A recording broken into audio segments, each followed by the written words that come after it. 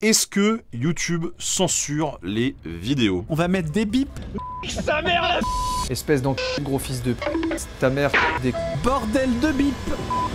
Si vous êtes sur YouTube depuis déjà quelques temps, vous l'avez sûrement remarqué. Si des vidéos parlent de certains sujets comme le Covid ou si elles montrent des scènes un peu trop érotiques, elles sont démonétisées. Mais il y a eu un gros changement fin 2022 qui a pris tout le monde de court. YouTube a interdit en début de vidéo les insultes et le langage vulgaire. Il y a encore beaucoup de confusion autour de cette nouvelle règle et il y a surtout pas mal de colère de la part des youtubeurs qui ont perdu une partie de leurs revenus. Plus globalement, les créateurs et les créatrices ont l'impression que la modération est devenue plus agressive ces derniers temps et qu'ils ont beaucoup moins de place pour s'exprimer. Mais au final, est-ce que c'est vrai ?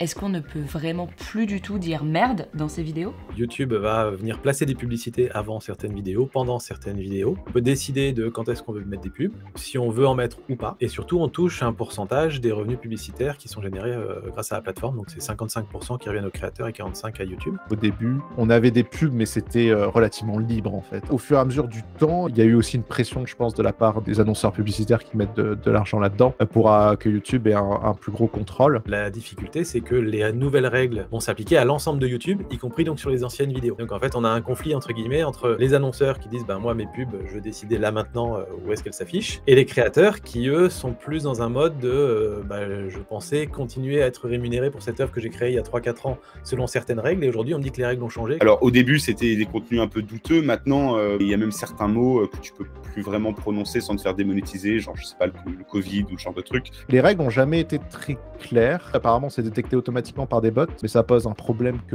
la détection dépend notamment énormément du contexte qui est important. On va prendre des cas extrêmes, mais si on dit plein de fois le mot nazi et que c'est pour faire l'apologie du nazisme, effectivement ça ne doit pas être monétisé, voire ça ne doit même pas avoir lieu sur YouTube. Mais par contre, si on fait une vidéo historique, on utilise le mot nazi pour parler, pour raconter l'histoire de ça, là, il n'y a pas de raison que ça soit démonétisé puisque c'est une vidéo à but historique. Mais alors du coup, c'est quoi ces nouvelles règles? Il y a toujours eu des mots ou des expressions qui n'étaient pas très bien vus par YouTube. Mais les nouvelles règles précisent maintenant que les créateurs n'ont pas le droit d'utiliser d'insultes ou de langage vulgaire au début de leur vidéo. Selon YouTube, des termes vulgaires tels que merde, putain ou salope peuvent être utilisés dans les vidéos, mais seulement après les 15 premières secondes. Si par contre on le dit à la 16e seconde, pas de problème, la monétisation est toujours en place. C'est pas une règle qui est nouvelle, c'est plutôt une évolution d'une règle. Depuis toujours, il y a des règles sur YouTube, sur le langage qu'on peut utiliser dans nos vidéos. J'ai un ami qui mettait le nom de ses patrons dans la vidéo au début, en mode merci beaucoup, et il y en avait un qui avait un pseudo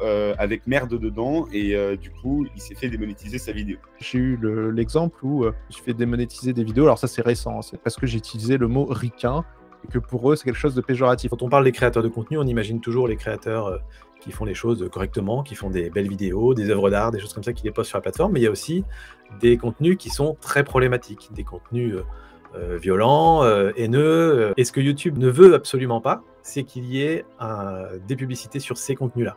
Donc YouTube est obligé de mettre des garde-fous pour essayer automatiquement de détecter ces contenus-là. Et le problème, c'est que les règles qui permettent de détecter ces contenus vont aller déborder un petit peu et du coup impacter des vidéos qui n'étaient pas réellement problématiques finalement, mais qui, à cause d'une nouvelle règle, rentrent dans cette catégorie. En fait, c'est des choses auxquelles nous, on va devoir faire attention à partir d'aujourd'hui. Mais voilà, encore une fois, je pense que c'est compréhensible et ce serait assez similaire, à mon avis, à la télévision ou à la radio, de ne pas commencer une émission en sortant trois gros mots dès les premières secondes, quoi. Le problème de cette liste, c'est qu'elle n'est pas du tout complète et qu'il est donc très difficile pour les youtubeurs de suivre les consignes. Du coup, comment est-ce qu'on peut faire pour éviter la démonétisation? On peut juste faire des suppositions, et ça a toujours été un problème établi par les youtubeurs. Si on savait comment ça marchait, ce serait beaucoup plus simple. J'ai demandé à mon monteur, si jamais dans les 30 premières secondes, si j'utilise ce mot, tu supprimes, tu mets un bip, quoi.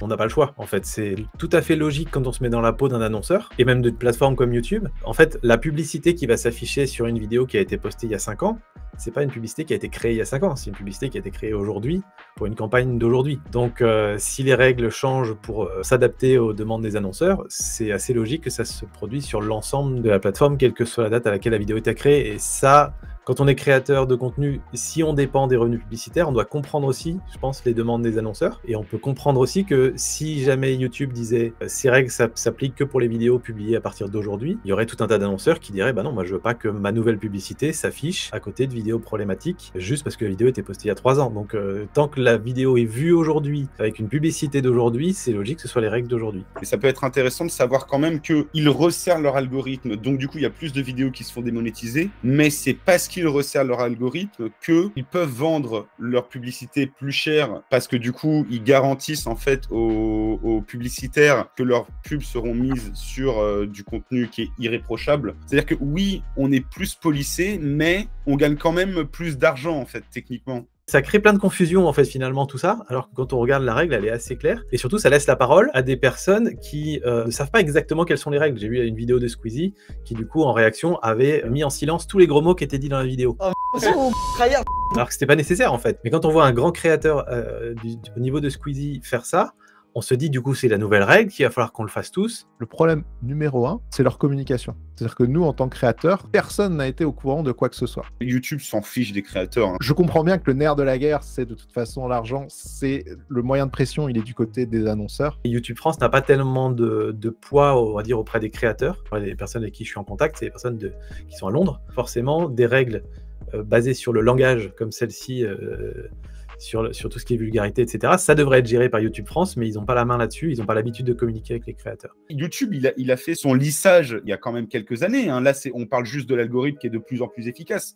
Mais idéalement, s'ils avaient pu mettre cet algorithme il y a 6 ans, ils l'auraient mis il y a 6 ans. On n'a absolument aucune alternative à YouTube pour ce qui est de créer des contenus longs, engageants, avec une bonne découvrabilité. Nous, en tant que créateurs, on sent vraiment qu'il n'y a pas de concurrence et que YouTube en profite à fond parce que de toute façon, où est-ce qu'on va faire mettre nos vidéos ailleurs? Notre communauté, elle a grimpé sur YouTube, notre communauté, elle est là. Pourquoi on le ferait ailleurs? En fait, le truc, c'est que YouTube, Twitch se télévisualise. C'est marrant parce que pendant de nombreuses années, tout le monde disait « Oui, mais c'est incroyable, Twitch, c'est là où il y a la liberté. » Et puis maintenant, quand on regarde les gens parler de Twitch, ils ont exactement les mêmes retours que sur YouTube. Pour l'instant, YouTube n'a pas réagi officiellement aux plaintes des youtubeurs. L'interlocuteur des partenaires français de YouTube a précisé en début d'année dans un tweet qu'il y aurait un ajustement des règles pour la France, mais pour l'instant, il n'y a pas eu plus de précision. De notre côté, on a également contacté YouTube, mais pour l'instant, on n'a pas eu de réponse de leur part. Du coup, qu'est-ce que ça veut dire pour les youtubeurs? Eh bien, ils n'ont pas vraiment le choix. Ils vont devoir soit suivre les règles de YouTube, soit trouver d'autres plateformes sur lesquelles ils pourront aller. Le problème, c'est que pour l'instant, il n'y a pas vraiment d'alternative à YouTube. Que ce soit Dailymotion ou Odyssey, c'est pas vraiment des plateformes qui sont très populaires. Du coup, il va falloir arrêter de dire merde en début de vidéo. Si le sujet vous intéresse, sachez que vous pouvez retrouver d'autres articles sur le même sujet sur notre site numérama.com. Et à très vite sur la chaîne YouTube de Numérama. Merde!